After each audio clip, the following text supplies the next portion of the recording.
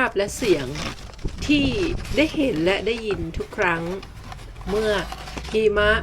ตกลงมาในปริมาณที่มากพอจนปกคลุมถนน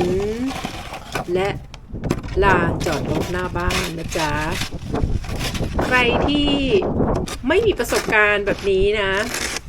คุณต้องลองสักครั้งแล้วคุณจะรู้ถึงความอะไรดีล่ะคุณไปลองแล้วคุณมาบอกแล้วกันนะว่าคุณจะรู้สึกถึงความอะไรตอนใหม่ๆกับเมื่อเวลาผ่านไปปีแล้วปีเล่าปีแล้วปีเล่า